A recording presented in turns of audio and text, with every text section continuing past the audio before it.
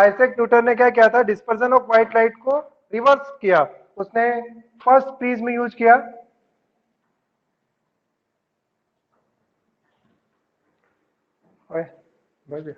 एक और मार्कर पड़ा है ऐसा वहां पे, कमेंट लेके फर्स्ट मार्कर, फर्स्ट प्रिज्म है आपका ए बी सी। इस प्रिज्म के द्वारा डिस्पर्जन होगा, और उसने क्या किया कि एक सेकंड प्रिज्म भी लिया पर उसको इन्वर्टेड पोजीशन में रखा। इसको इरेक्ट पोजीशन और इसकी इन्वर्टेड इमेज, इन्वर्टेड प्रिज्म जो है वो पास में रखा, इसकी इन्वर्टेड, इसको इन्वर्टेड कर दिया, मतलब डबल प्रिज्म का उपयोग किया।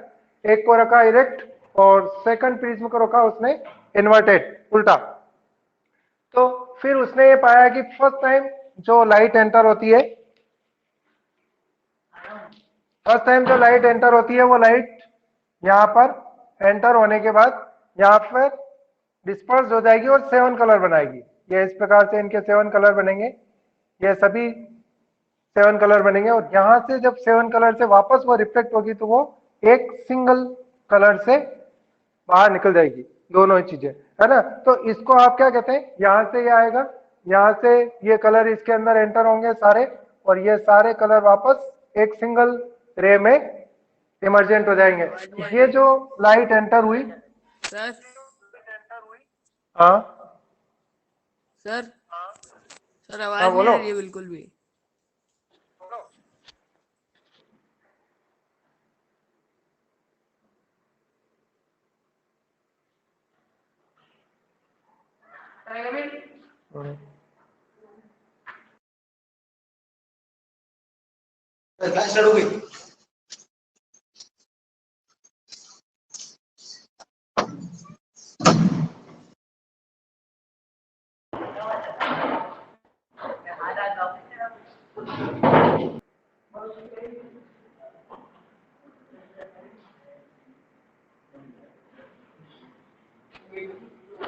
हाँ ठीक है, अब इधर देखो, first prism A B C को आपने इरेक्ट पोजीशन पे लिया, डी ई और एफ ये नेक्स्ट प्रिज्म है, और इसको इन्वर्टेड पोजीशन पे लेना है, उल्टी पोजीशन पे लेना है। फर्स्ट टाइम फर्स्ट प्रिज्म के ऊपर अगर आप इंसिडेंट रे डालते हैं तो वो इंसिडेंट होने के बाद डिस्पर्स होगी, और डिस्पर्सन होने के बाद वो 7 कलर में क्या हो जाएगी, डिसोसिएट हो जाएगी, और 7 कलर जब वापस सेकंड प्रिज्म पे गिरेंगे तो सेकंड प्रिज्म वापस उसको इक्वल और अपोजिट वे में बेंड करेगा, और ये वापस कंबाइंड हो जाएंगे। तो इमर्जेंट रे जो होगी आपकी वापस, वो वापस व्हाइट लाइट होगी। एंटर जो होगी वो भी व्हाइट लाइट होगी। फर्स्ट प्रिज्म इसको 7 कलर में डिसोसिएट करता है, और ये 7 कलर सेकंड प्रिज्म के द्वारा वापस मर्ज कर दिए जाते हैं, और 7 कलर वापस इमर्जेंट रे के रूप में, व्हाइट लाइट के रूप में अपेयर हो जाते हैं। इट मींस अगर आप इन्वर्टेड पोजीशन पे सेकंड प्रिज्म को रखते हैं तो होता क्या है, जितनी अमाउंट में ये कलर 7 कलर बेंट होते हैं उतने ही अमाउंट में सेकंड प्रिज्म उसको बेंड करता है, पर इक्वल वे में करता है, पर अपोजिट डायरेक्शन में करता है। इसलिए वो वापस क्या हो जाते हैं, कंबाइन हो जाते हैं। मतलब जिसको जितने डिग्री से ये नीचे बेंड करेगा उतने ही डिग्री से वो इक्वल अमाउंट में बेंड करेगा वापस 7 कलर को, पर कौन से में करेगा, अपोजिट डायरेक्शन में। तो ये बेंड होंगे किस डायरेक्शन में, डाउन डायरेक्शन में, और ये बेंड किस तरफ होंगे, अपोजिट डायरेक्शन में, पर equal in opposite direction. So they will combine with each other and they emergent as a white light. तो इंसिडेंट रे और व्हाइट लाइट, जो इमर्जेंट रे है दोनों व्हाइट होगी, और बीच में आपकी कलर होंगे। तो फर्स्ट प्रिज्म कलर को डिस्क्रिएट करता है, मतलब बनाता है, और सेकंड जो उसको कंबाइन कर देता है, और वापस आपकी व्हाइट लाइट निकल जाएगी। इसको अपन आइजैक न्यूटन का एक्सपेरिमेंट कहते हैं। मतलब डिस्पर्जन को आप रिवर्स कर सकते हैं, कब रिवर्स कर सकते हैं, जब प्रिज्म इन्वर्टेड हो। नहीं, नहीं होगा, तब नहीं होगा, है ना। तो इन्वर्टेड प्रिज्म रखना पड़ेगा दोनों का, मतलब पोजीशन भी आपको याद रखनी पड़ेगी। फर्स्ट अगर इरेक्ट है तो सेकंड आपका इन्वर्टेड होगा, और उसी से, क्योंकि इक्वल और अपोजिट आपको उसकी बेंडिंग करनी है, इसमें डाउनवर्ड बेंडिंग होगी तो उसमें अपवर्ड बेंडिंग होनी चाहिए, और इक्वल और अपोजिट मैनर में होनी चाहिए, और इसीलिए इसको व्हाइट लाइट इमर्जेंट होगी। तो इसको अपन आइजैक न्यूटन का एक्सपेरिमेंट कहते हैं। तो आइजैक न्यूटन का एक्सपेरिमेंट का फिगर आपको दे रखा है 193 पेज, फिगर 11.6, ठीक है। इसके अंदर आपकी रिफ्लेक्टेड रे है और आपकी इमर्जेंट रे है दोनों, दोनों दे रखी है, first white light, then 7 colour नहीं बता रखे हैं, दो कलर बता रखे हैं, जितने भी है 2 कलर बताओ, 3 कलर बताओ, 7 कलर बताओ, तो कोई फर्क नहीं पड़ता। और 7 कलर वापस कंबाइन हो जाते हैं और व्हाइट लाइट के रूप में रीअपियर हो जाते हैं। इसको आप न्यूटन का एक्सपेरिमेंट कहते हैं।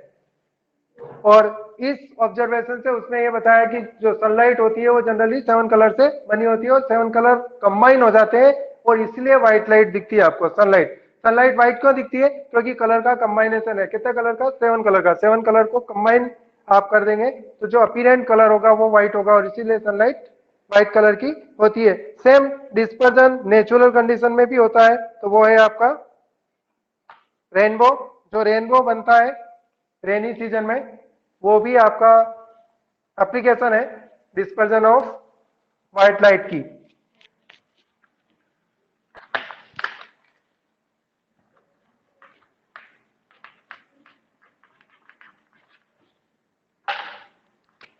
रेनबो फॉर्मेशन,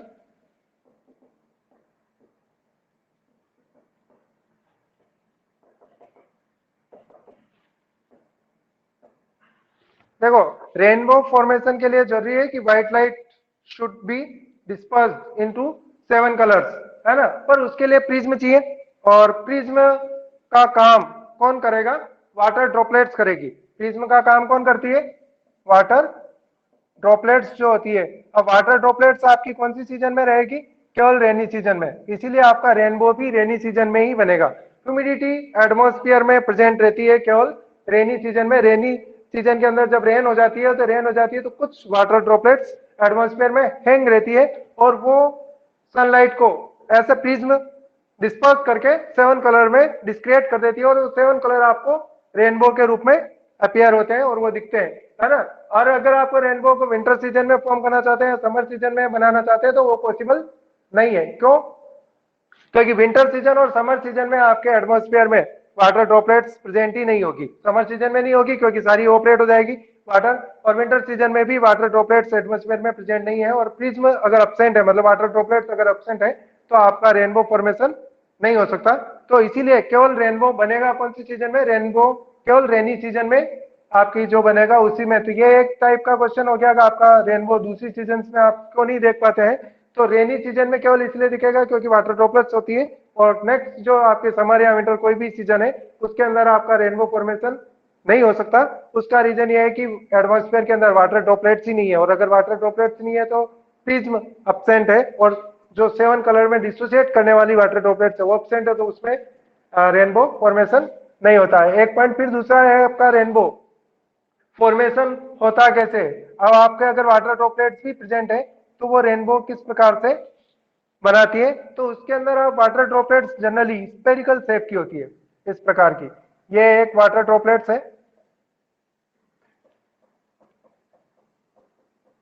तो ये सिंगल प्रिज्म जैसा काम नहीं करेगी। यहाँ पे रेनबो फॉर्मेशन के लिए फर्स्ट रिफ्लेक्शन होगा, फिर सेकंड होगा टोटल इंटरनल रिफ्लेक्शन,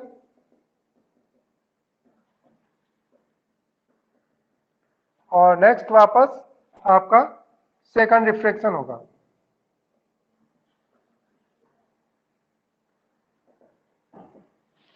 है ना। और आपको रेनबो कलर दिखाई देंगे जिसका फिगर आपको दे रखा है बुक में। देखो 194 पेज पे figure 11.8।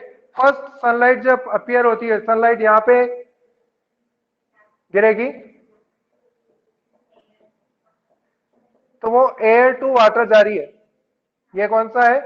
Medium water. Medium change हो चुका है। सनलाइट एंटर कहां से हो रही है? एयर से। कहां से एंटर होगी? किसके अंदर एंटर होगी? वाटर के अंदर। तो जैसे ही मीडियम चेंज होता है वो वहां पे रिफ्लेक्ट हो जाएगी और डिस्पर्स ये आपके ऐसे कलर बनाएगी। ये रिफ्लेक्ट होने के बाद यहाँ पे टोटल इंटरनल रिफ्लेक्शन होता है। यहां से आपका रिफ्लेक्शन होगा और रिफ्लेक्शन के बाद सेकंड वापस इसका रिफ्लेक्शन होगा और ये कलर्स बनाएगी। और ये जो यहाँ पे बनेगा वो आपका रेनबो है। सनलाइट एंटर होगी, air to water. Air to water होगा तो फर्स्ट यहाँ पे ये आपका फर्स्ट रिफ्लेक्शन है, ठीक है। अंदर वाटर ड्रॉपलेट्स के अंदर रिफ्लेक्शन नहीं होगा, और वहां पे क्या होगा, टोटल इंटरनल रिफ्लेक्शन होगा। जब वाटर ड्रॉपलेट्स की सेकंड साइड में वो टकराएगी तो वहां से रिफ्लेक्ट हो जाएगी, और रिफ्लेक्ट होने के बाद वापस जब वो एयर में एंटर होगी तब आपका सेकंड रिफ्लेक्शन होगा और वो वापस एयर में आ जाएगी।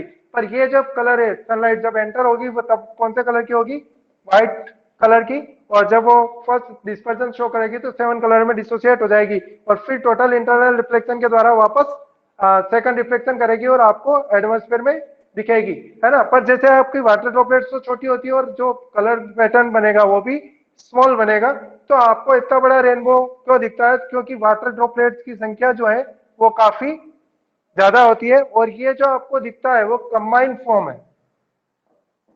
सभी टिन्नी टिन्नी वाटर ड्रॉपलेट्स से जो रेनबो बनता है उसकी कंबाइंड स्टेट आपको पूरी दिखती है ना। तो उसके अंदर अपन यूं नहीं सोच सकते हैं जैसे वाटर वाटर ड्रॉपलेट्स बिल्कुल छोटी होती है और उसके बाद जो रेनबो बनेगा वो बिल्कुल छोटा ही होगा, ऐसा नहीं कि वो इतना बड़ा जितना आपको बड़ा दिखता है वैसा होता है, नहीं। पर चूंकि वाटर ड्रॉपलेट्स सब जगह प्रेजेंट है और सब जगह प्रेजेंट है, तो जो रेनबो बनाएगी वो डिस्क्रीट टोटल कंबाइंड स्टेट में हो जाएगा, और कंबाइंड स्टेट में आपको पूरा का पूरा दिखेगा, है ना। तो ये रेनबो फॉर्मेशन है ना। तो रेनी सीजन में ही बनेगा। फॉर्मेशन के लिए जो इन्वॉल्व है वो आपका फर्स्ट रिफ्लेक्शन है, टोटल इंटरनल रिफ्लेक्शन है, और सेकंड वापस रिफ्लेक्शन है।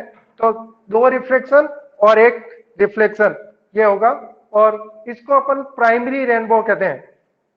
सेकेंडरी रेनबो भी अगर आपको दिखेगा तो सेकेंडरी रेनबो वो होता है जो आपको फेंट दिखता है, हल्का कलर का जो दिखेगा, है ना, उसको आप सेकेंडरी रेनबो कहते हैं। फिगर देखो रेनबो का भी आपको दे रखा है, figure 11.7 rainbow in the sky. पर आपको जब रेनबो दिखेगा तो 7 कलर पूरे नहीं दिखते हैं लगभग, है ना।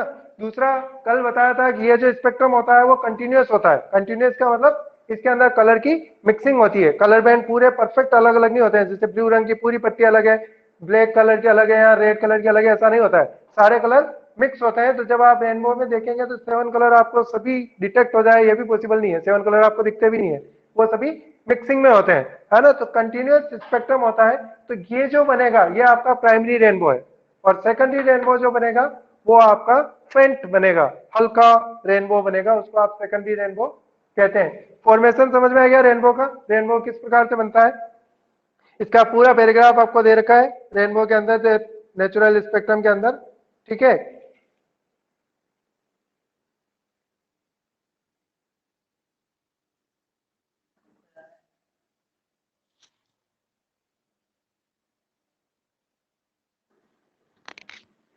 ठीक है, हाँ, नेक्स्ट टॉपिक है आपको एटमॉस्फेरिक रिफ्रैक्शन। डिस्पर्जन खत्म हो गया है, डिस्पर्जन के ये एप्लीकेशंस है नेचुरल कंडीशंस में रेनबो फॉर्मेशन। और इसके बाद नेक्स्ट टॉपिक आता है आपका एटमॉस्फेरिक रिफ्रैक्शन।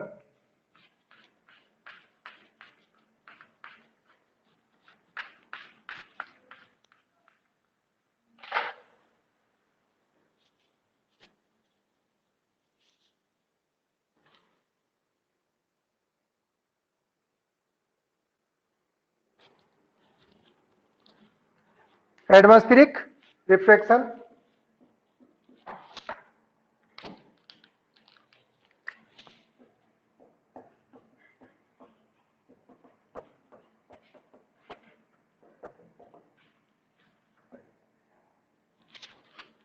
देखो, एटमॉस्फेरिक रिफ्लेक्शन का मतलब ये होता है कि एटमॉस्फेयर की लेयर जो होती है, आपको एक चीज पता होना चाहिए, जैसे एयर जो होती है वो मिक्सर होती है, हॉट एयर भी होगी उसमें, है ना, और कोल्ड एयर भी होगी। इसके अलावा एयर की जो डेंसिटी है एटमॉस्फेयर में वो भी चेंज होती है। हॉट एयर जो होती है उसका रिफ्लेक्शन रिफ्लेक्टिव इंडेक्स जो होता है लेस होता है।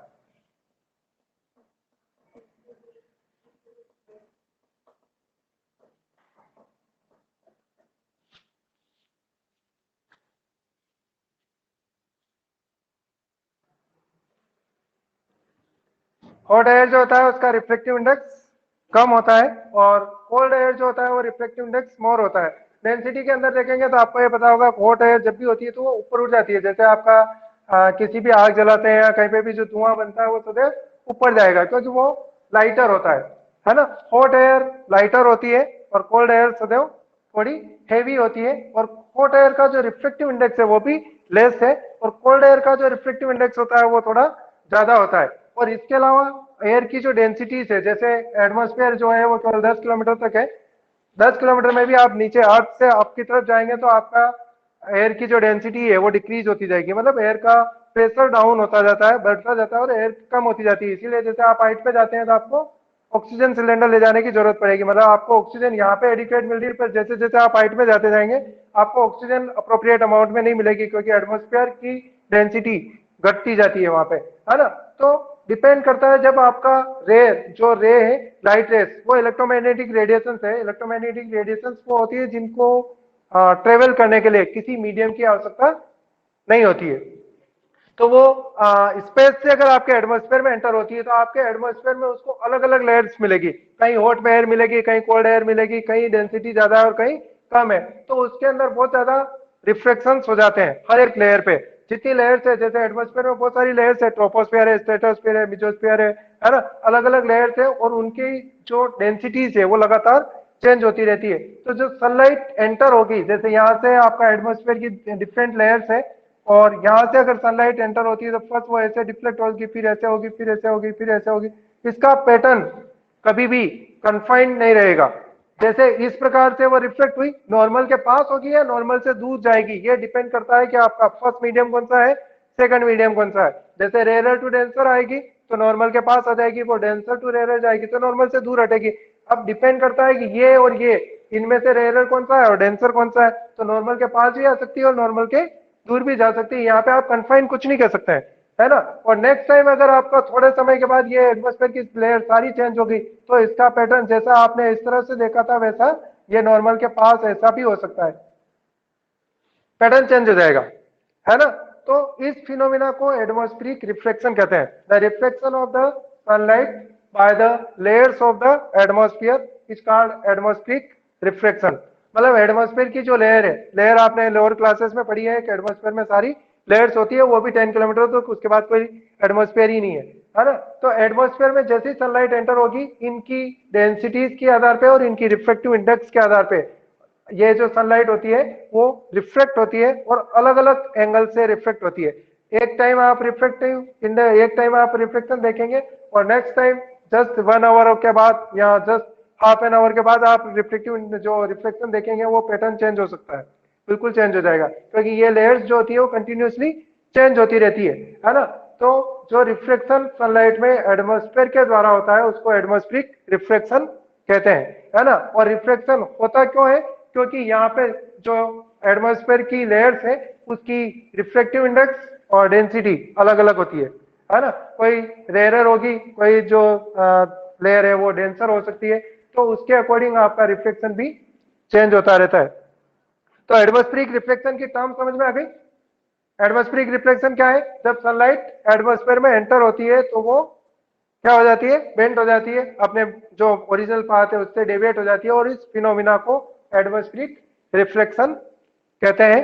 फिर आपको इसकी एप्लीकेशन आनी चाहिए। फर्स्ट पैराग्राफ जो है आपकी बुक का वो आपको केवल ये बताता है कि एटमॉस्फेरिक रिफ्लेक्शन क्या होता है, एटमॉस्फेरिक रिफ्लेक्शन को फिनोमिना क्या है। उसके बाद अपन इस एटमॉस्फेरिक रिफ्लेक्शन की एप्लीकेशन देखते हैं। तो एटमॉस्फेरिक रिफ्लेक्शन से आपको क्या क्या चीज दिखाई देती है। जैसे फर्स्ट जो एप्लीकेशन है वो आपकी ट्विंकलिंग ऑफ स्टार।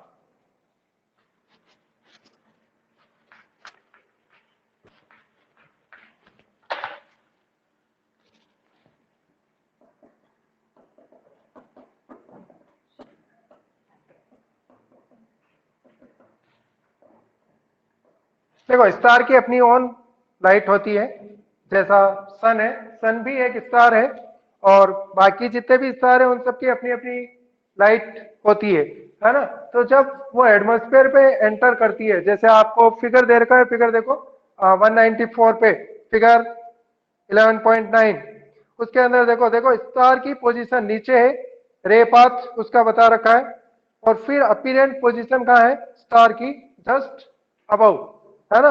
ऐसा क्यों होगा, एटमॉस्फेरिक रिफ्लेक्शन की वजह से, है ना। तो वो नॉर्मल से थोड़ी दूर हटेगी और वो आपका जो अपीरेंट पोजीशन है वो आपको दूर, apparent position just about the star दिखाई देगी। ये आपका स्टार है, ओरिजिनल पोजीशन है।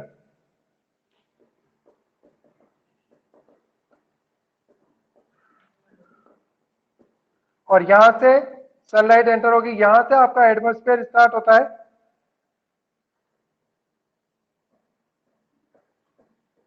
और यहां से थोड़ा एटमॉस्फेयर स्टार्ट होने के बाद ये थोड़ी सी इस तरह से बेंट हो जाएगी और इस तरह से बेंट होने के बाद जब इसको आप ऊपर एक्सटेंड करेंगे तो आपको स्टार जो है वो यहाँ पे दिखाई देगा। ये आपकी अपीरेंट पोजीशन है।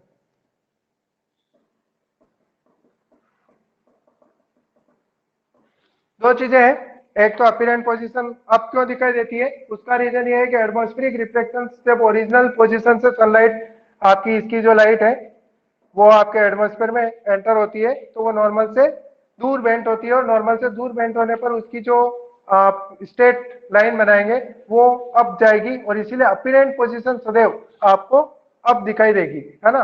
दूसरी चीज इसका फ्लक्चुएशन ट्विंकलिंग क्यों दिखाई देती है, तो उसका रीजन ये है कि यहाँ पे फर्स्ट इसकी पोजीशन स्टेशनरी नहीं रहती है। क्यों नहीं रहती है, क्योंकि यहाँ पे जो एटमॉस्फेरिक लेयर है वो एटमॉस्फेरिक लगातार चेंज होती है और चेंज होती है तो इसकी पोजीशन कभी आपको यहाँ दिखेगी, कभी आपको यहाँ दिखेगी और कभी आपको यहाँ दिखेगी। अब दिखेगी ये कंफर्म है, पर उसकी पोजीशन फिक्स हो ऐसा कुछ नहीं है। उसकी अपीरेंट पोजीशन यहाँ दिख सकती है, जैसे ही आपकी एटमॉस्फेरिक लेयर चेंज हुई और नेक्स्ट जो लाइट आई इस स्टार की उसका रिफ्लेक्शन कुछ अलग वे से होगा तो वो अपीरेंट पोजीशन यहाँ दिखाई दे सकती है। फिर वापस अगर थोड़े समय बाद देखोगे तो उसकी अपीरेंट पोजीशन यहाँ दिखाई देती है। इसका मतलब इसकी जो अपीरेंट पोजीशन है वो स्टेशनरी नहीं है, कांस्टेंट नहीं है, उसकी अपीरेंट पोजीशन फ्लक्चुएट होती है और एक समय के बाद अलग अलग पोजीशंस पे आपको स्टार दिखाई देता है ना। दूसरी चीज जो है ये लाइट की जो इंटेंसिटी है या जो ब्राइटनेस है वो भी कम ज्यादा होती रहती है, क्योंकि ब्राइटनेस भी डिपेंड करेगी इंटेंसिटी इसी रिफ्लेक्शन पे। तो कभी तो आपके सनलाइट की जो आइस के ऊपर आपके आइस के ऊपर प्रॉपर अमाउंट में पहुंचेगी तो आपको ब्राइटनेस स्टार बहुत ज्यादा ब्राइट दिखाई देगा और कभी अगर आपकी रिफ्लेक्शन होकर लाइट आपके आइस में प्रॉपर नहीं पहुंच पाती है तो वो आपको थोड़ा कम ब्राइटर दिखेगा। तो कभी ब्राइटर दिखेगा और कभी कम ब्राइटर दिखेगा। तो ये दोनों चीजें आपको ये आभास करवाती है कि स्टार क्या करता है, ट्विंकलिंग करता है ना। पर स्टार ट्विंकलिंग करता नहीं है, स्टार अपनी पोजीशन से चेंज नहीं होता है, स्टार की लाइट में भी कोई चेंज नहीं आता है। चेंज आपके एटमॉस्फेयर के अंदर आता है और एटमॉस्फेयर के अंदर आने की वजह से क्या होगा, यहाँ पे दो चीजें होगी, एक तो स्टेशनरी नहीं रहेगा और उसकी अपीरेंट पोजीशन लगातार क्या होती रहेगी, चेंज होती रहेगी और दूसरा उसकी ब्राइटनेस वो भी आपका चेंज होती रहेगी। और ये दोनों फिनोमिना कंबाइंड स्टेट में ये कंफर्म करते हैं कि आपको ऐसा लगे कि स्टार क्या कर रहा है, ट्विंकल कर रहा है। ट्विंकल करने का मतलब ऐसे थोड़ा सा कभी कम दिखेगा, थोड़ा और ज्यादा दिखेगा, कभी उसकी पोजीशन यहाँ दिखे और कभी यहाँ पोजीशन। तो ये दोनों इफेक्ट कंबाइंडली ये कंफर्म करते हैं कि आपको स्टार यहाँ से ट्विंकलिंग करता हुआ दिखे। जनरली वो ट्विंकल नहीं करता है, उसकी पोजीशन भी चेंज नहीं होती है, पोजीशन सारे स्टार्स की क्या होती है, डेफिनेट होती है। कौन है क्या पता है?